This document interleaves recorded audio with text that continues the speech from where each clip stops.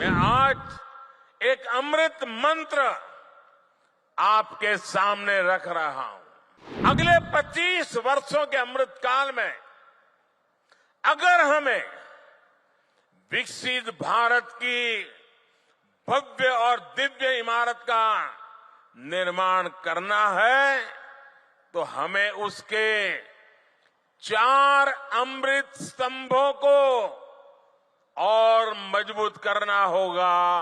हमें इन 4 अमृत स्तंभों पर अपनी पूरी ताकत लगानी है। इन 4 स्तंभों को हम जितना मजबूत करेंगे, विकसित भारत की इमारत भी उतनी ही ऊंची उठेगी। मेरे परिवारजनों, मुझे सरकार के मुखिया के तौर पर, हेड ऑफ द गवर्नमेंट के तौर पर अब 2 दशक से भी ज्यादा समय बीत गया है। देशवासियों की आकांक्षाओं को जानने का, समझने का मुझे बहुत करीबी से मौका मिला है। अपने उन अनुभवों के आधार पर मैं आज एक अमृत मंत्र आपके सामने रख रहा हूं और भगवान बिरसा मुंडा की धरती से रख रहा हूं। अगले 25 वर्षों के अमृत काल में अगर हमें विकसित भारत की भव्य और दिव्य इमारत का निर्माण करना है तो हमें उसके 4 अमृत स्तंभों को और मजबूत करना होगा, निरंतर मजबूत करना होगा। हमारी सरकार ने जितना 10 साल में किया, अब उससे भी ज्यादा ऊर्जा के साथ हमें इन 4 अमृत स्तंभों पर अपनी पूरी ताकत लगानी है।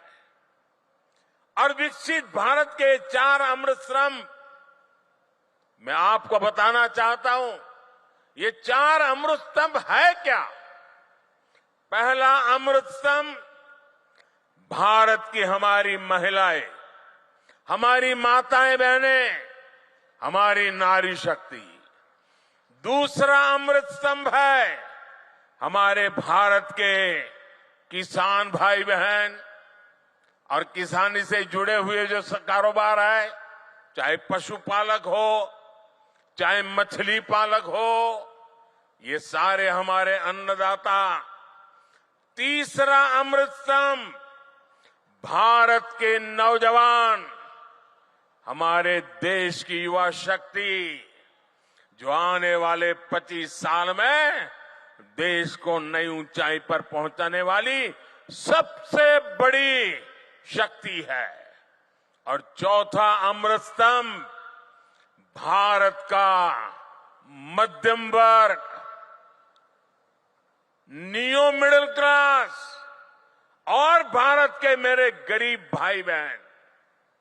इन 4 स्तंभों को हम जितना मजबूत करेंगे, विकसित भारत की इमारत भी उतनी ही ऊंची उठेगी। मुझे संतोष है कि बीते 10 वर्षों में इन 4 स्तंभों को सशक्त करने के लिए जितना कार्य हुआ है, उतना पहले कभी नहीं हुआ।